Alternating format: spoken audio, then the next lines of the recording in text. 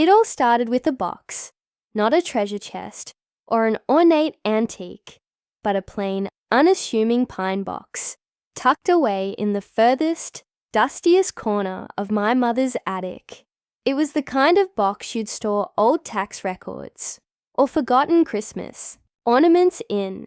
For 3 weeks after her funeral, I had methodically dismantled the life she'd built in our old house in Havenwood, Oregon, a small town stitched into the green fabric of the Willamette Valley. I'd sorted the sensible Tupperware, the half-finished knitting projects, the shelves of well-read paperbacks. It was all so Mom. Predictable, gentle, organized. This box, however, felt different. It was locked with a small tarnished brass padlock, the kind you'd use for a high school locker. I didn't have a key. Curiosity, a raw and potent antidote to grief, took hold. I carried the box downstairs, the dust making me sneeze. In the garage, amidst the smell of motor oil and sawdust that was the ghost of my father, I found a pair of bolt cutters. The snap of the padlock was loud and final in the quiet house. It felt like a violation, a trespass into a place I was never meant to be. But I had to know. I lifted the lid. The air that escaped smelled of old paper, dried flowers, and a faint, almost imperceptible hint of perfume I didn't recognize. It wasn't the light, floral scent my mother, Maya, had worn for as long as I could remember. This was something deeper, muskier, the scent of a secret. Inside, nestled in yellowed tissue paper, was a life I never knew. There were dozens of letters, tied in faded red ribbon. The envelopes addressed in 2 distinct hands. One was my mother's elegant slanted cursive. The other was a strong, slightly messy block print. There was a pressed wildflower, an Oregon iris. Its purple hue faded to a soft lavender, encased in wax paper. There was a cassette tape, a bona fide mixtape, with "For M" from L scrawled on the label in the same blocky print. And beneath it all, a single dog-eared photograph. It was my mother at 17. Her hair was longer, wilder. She was laughing, head thrown back. A constellation of freckles across her nose. I'd never noticed. Her arm was linked with a boy I didn't recognize. He was lean and intense, with dark, brooding eyes that seemed to hold the weight of the world, except in that moment, where they were fixed on my mother with an expression of such unguarded adoration, it stole my breath. He wore a grease-stained t-shirt and had a smudge of dirt on his cheek. He looks like the kind of boy my grandfather, the town doctor, would have warned my mother about. He looked like the hero of a Bruce Springsteen song. I sat on the cold concrete floor of the garage, the contents of the box spread around me, like the clues to a mystery I never knew existed. My mother, Maya, had married my father, Mark, her college sweetheart. They had a nice, respectable, small-town life. It was a story as smooth and placid as the surface of the Willamette River on a calm day. This box was the current running underneath, powerful and hidden. This was the story they never told. And as I opened the first letter, I fell into it. September 12th, 1998, Maya. I don't know why I'm writing this. We just spent 3 hours talking under the bleachers after the game, and I'm pretty sure I said more to you tonight than I have to anyone else in my entire life. But when I got home, the house was quiet, and all I could hear was the sound of your laugh. It's a stupid thing to say, I know, but it's true. It sort of echoes. Thanks for not laughing when I told you about wanting to weld sculptures out of junk parts. Most people just look at me like I've got a screw loose. You looked at me like you could actually see it. I saw you looking at my hands, all greasy from working on the carburetor of your dad's Buick. I bet he'd kill you if he knew you let me touch his precious car. I bet he'd kill you if he knew you were talking to me at all. I'll see you in Miller's class on Monday. Try not to look at me. I'm not sure I can handle it. Yours. L. I read the letter 3 times. L. The boy in the picture. I scanned the return address on the envelope. It was a post office box. Of course it was. I unfolded one of my mother's replies. Her familiar handwriting suddenly feeling alien, belonging to a girl I'd never met. September 14th, 1998, Liam. It's not a stupid thing to say. I think I know what you mean. The quiet here is different now too. It's filled with potential. Is that a strange word to use? And I would never laugh at your sculptures. I think it's beautiful, taking things people have thrown away and making them into something new, something strong. It's a kind of magic. And for the record, your hands are fine. They're hands that build things, that fix things. My father's hands only know how to write prescriptions. He was asking about the car. I told him it was just a loose connection and that I jiggled a wire. I think I'm becoming a very good liar. I'm not sure if I should be proud or terrified of that. I will try not to look at you on Monday, but I make no promises. Yours, M. Liam. Liam Sullivan. The name hit me like a physical blow. Mr. Sullivan, the quiet man who owned the best auto shop in Havenwood, the man who had, on more than one occasion, fixed my own car, always giving me a fair price. He was older now, his dark hair threaded with silver at the temples, those intense eyes softened by years of quiet work. He had never married. He was a town fixture, respected but solitary, a man who kept to himself. I always thought there was a deep sadness about him. Now, I was beginning to understand why. The letters painted a vivid, aching picture of a classic American small-town dichotomy. Maya, the doctor's daughter, the golden girl, destined for a prestigious university and a life of comfortable expectation. Liam, the kid from the other side of the tracks, whose father was a drinker and whose mother worked 2 jobs at the diner. He was brilliant with engines and had the soul of an artist, but his future was mapped out for him. Take over the family's failing garage and try to keep his head above water. Their love was a secret, a fragile thing nurtured in stolen moments. It lived in the notes they passed in the margins of textbooks, in late-night drives in his beat-up Ford F-150, the cab smelling of gasoline and cheap air freshener. Their sanctuary was a place they called Whisperwind Ridge, an old, overgrown lookout point that offered a panoramic view of the valley lights, twinkling below like a fallen constellation. I picked up the mixtape. The tracklist was a perfect time capsule of late 90s angst and yearning. Pearl Jam's Yellow Ledbetter, Fade Into You by Mazzy Star, The Smashing Pumpkins, Tonight Tonight. It was the soundtrack to a love that felt epic, orchestral, and doomed. May 20th, 1999, Maya. Graduation is next week. I saw your dad's car parked outside the JCPenney today. I guess your mom was buying you a dress. White, I bet. You'd look like an angel in white. Everyone's talking about college, about leaving. It feels like the whole town is holding its breath, waiting for the starting gun to go off so everyone can scatter. I'm not going anywhere. My dad's back. Is shot. And the garage. Well, it's the garage. It's my shot.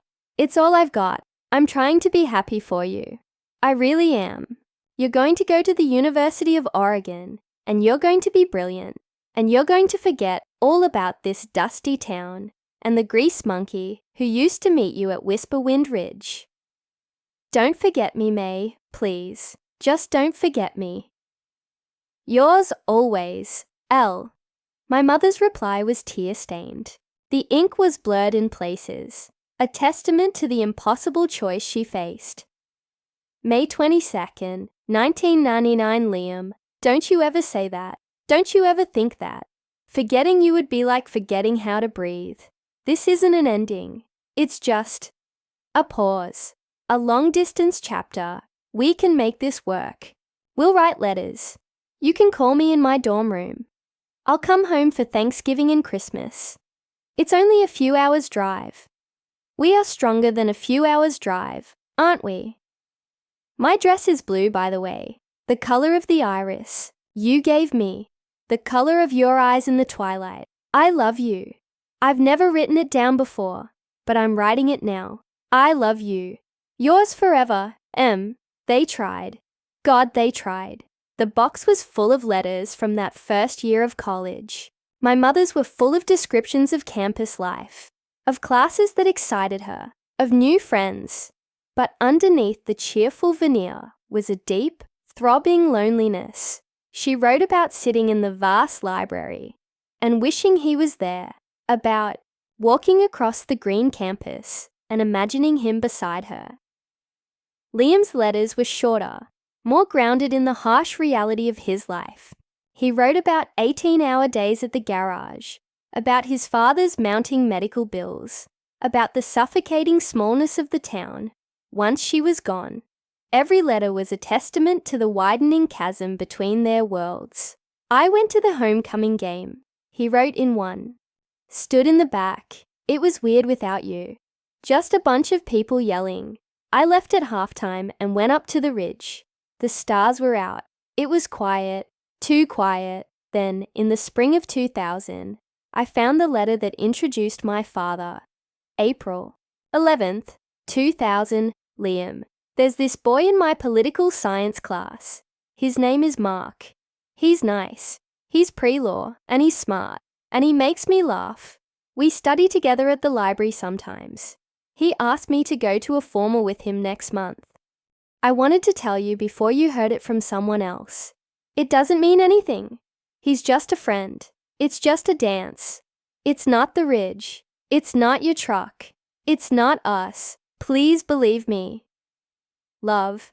Liam's reply was delayed. When it came, it was stark. April 25th, 2000, Maya. You should go. You should have a normal life. Go to dances with college boys. Don't spend your time waiting for letters from a guy who smells like transmission fluid. Be happy. That's all I've ever wanted. It wasn't a breakup, not officially, but it was the beginning of the end. The letters grew less frequent. The phone calls I imagined became strained with all the things they couldn't say. My mother came home that summer, and based on the lack of correspondence, they must have seen each other. But it must have been different. The secret that had been a thrilling romantic bond in high school was now a heavy, painful burden. He was the ghost of a past she was supposed to leave behind. She was the spectre of a future he could never have. The last letter in the ribbon-tied bundle was from my mother, dated August 2001, just before she started her senior year. August 15th, 2001, my dearest Liam, I'm sitting at the ridge. It's the first time I've been up here all summer. I was too afraid. It felt like it belonged to the ghosts of us, and I wasn't sure I was ready to face them. The sun is setting, and it's turning the whole valley gold. Mark is coming to visit this weekend, to meet my parents, properly. They love him, of course. He's steady. He's safe. He has a plan. He's everything they ever wanted for me. He's a good man, Liam. He truly is. And he loves me. But he's not you. He'll never be you. Maybe in another life, things would be different. I would have been braver. You would have been freer. The world would have been kinder. But we live in this one. And in this one, I think we have to let go. This isn't goodbye. I refuse to call it that. It's just, thank you. Thank you for the drives, for the letters, for the music, for seeing me when no one else did. Thank you for being the best part of my youth. I will carry you with me, always. I love you, Maya, and that was it. The tied-up letters ended there. My mother married my father the following summer. I was born 2 years later. They built a life. From the outside, a good life. But I remembered things now. I remembered the way my mother's car always seemed to have problems. that only Mr. Sullivan could fix. She'd drive past 2 other perfectly good garages to get to his. I'd sit in the waiting area, which always smelled of coffee and rubber, reading an old copy of Field and Stream, while she and Liam spoke in low tones by the service desk. Their conversations seemed to last longer than any simple car repair required. I remember seeing a look pass between them once, a look of such profound shared history that even as a child, I knew it was something more than a mechanic talking to a customer. I remembered seeing him at the grocery store, pushing his cart alone. He and my mum would nod at each other across the produce section, a small polite acknowledgement between 2 people who shared a town. But their eyes would linger for a fraction of a second too long. A silent conversation in aisle 5. My parents' marriage was never a bad one. It was just quiet. It was comfortable. After my father passed away from a sudden heart attack 5 years ago, my mother seemed less sad and more unburdened, as if she could finally exhale after holding her breath for 20 years. I dug back into the box. There was one more thing, at the very bottom, beneath the tissue paper. It was a single, unsent envelope. It was addressed to Liam Sullivan, at the garage's address. It was in my mother's hand, but the writing was shaky, weaker than her usual confident script. It was dated just 6 months ago, right after she received her terminal diagnosis. My hands trembled as I opened it. Liam, it seems we are running out of time. All of us, I suppose, but me more imminently than most.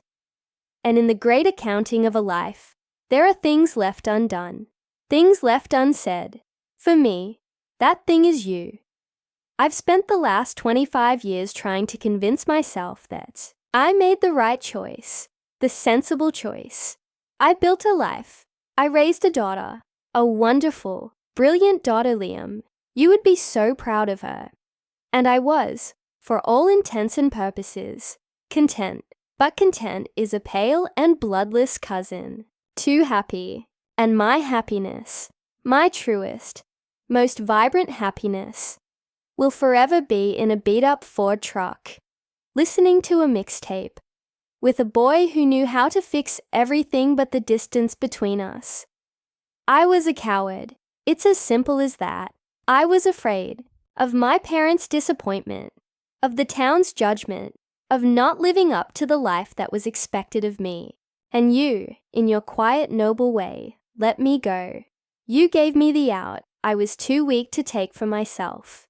It was the most selfless and most heartbreaking gift I've ever received. I'm sorry for all of it, for my fear, for the silence, for not choosing the life that would have been harder, but infinitely more real. I drive by your garage sometimes. I see the lights on late.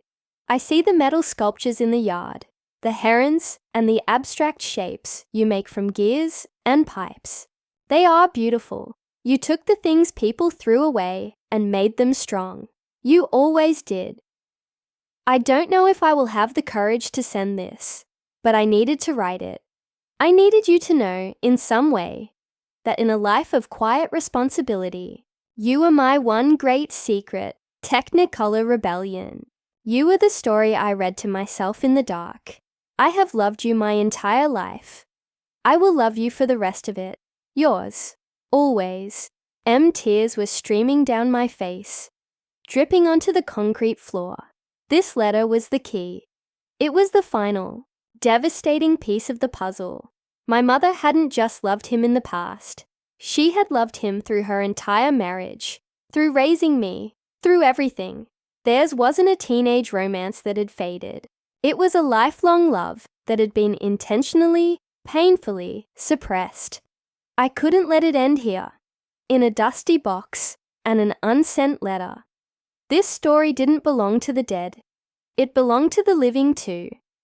I wiped my eyes, stood up, and grabbed my car keys. Sullivan's auto was on the edge of town, a clean, well-kept cinder block building, surrounded by a yard of his metal sculptures.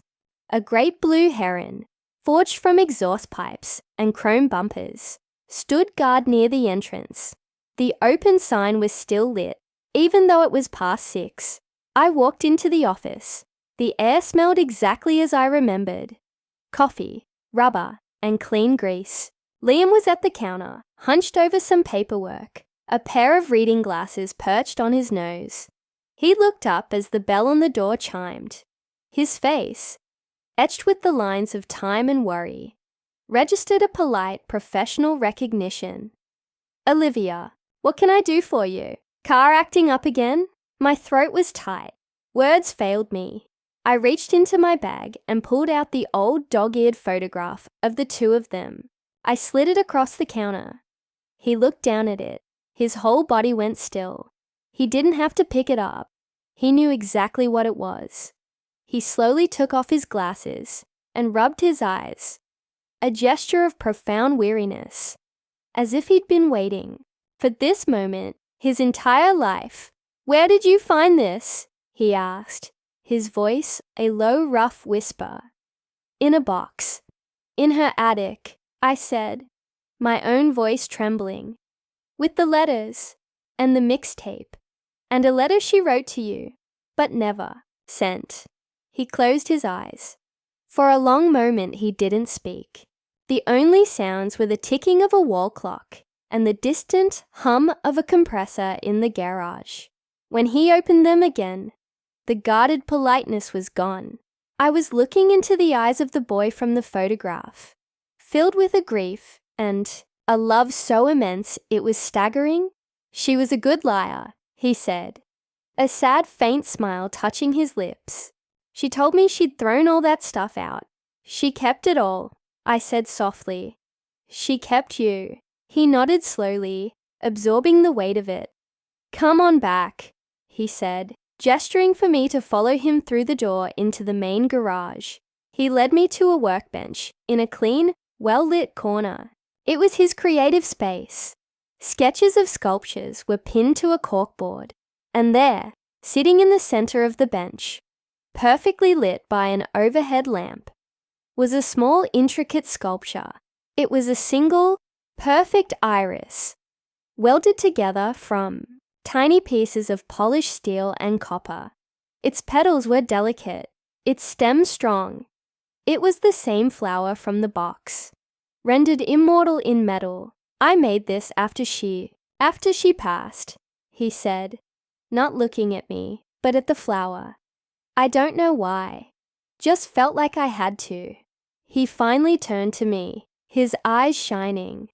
"Loving your mother was the truest thing I have ever done in my life, Olivia, and letting her go was the hardest." He told me his side of the story then, about seeing her around town with my father, and later, with me, about the gut-wrenching pain of it, and the quiet resolve to never interfere, to honor the choice she had made. He had poured all of his unspent love, all of his artistic passion, all of his thwarted dreams, into his work, into building the best damn garage in the county, and into forging beauty from scrap metal. He had lived a parallel life to hers, one of quiet dignity and unspoken devotion. "I was never a coward," he said, his voice thick with emotion. "I was just a kid who knew he wasn't enough for her, not for the life she was meant to have. The greatest act of love I could give her was to disappear." "You didn't disappear," I told him, my own voice breaking. "You were right here, all along. You were her North Star, Liam, the fixed point she navigated by, even when she was sailing in a different ocean." We stood there for a long time in the quiet garage, two strangers bound by the love of one woman. We were the only two people on Earth who knew the whole story. I left his garage that night feeling not sadness, but a profound sense of peace. The story hadn't died. It had simply been passed on. My mother wasn't just the sensible, gentle woman who raised me. She was a girl who loved fiercely, a woman who made an impossible choice, who lived a life of quiet honor, with a secret burning love story tucked deep inside her heart. A few days later, I drove up to Whisper Wind Ridge. The lookout point was still there, overgrown but recognizable. I stood where they must have stood, looking out at the valley. I didn't have a mixtape, so I just played the songs from the track list on my phone. And as the sun set, turning the sky the color of a bruised iris, I finally understood. It wasn't a tragedy. It wasn't a story of failure. It was a narrative of a hidden love, a testament to the fact that the most powerful stories are often the ones that are never told aloud. They are lived in stolen glances, in secret letters, in a heart that keeps a silent, lifelong promise. They are lived in the space between what is and what could have been. Their story makes you wonder, doesn't it, about the hidden narratives in our own families, the unspoken loves and the quiet sacrifices that shape who we are. Was their silence a tragedy, or was it the ultimate act of love and protection? What choices would you have made? Share your thoughts in the comments below. I'd love to read them. And if you enjoyed this story and want to explore more hidden histories, be sure to like and subscribe to the channel. You never know what you might find when you start looking in the attic.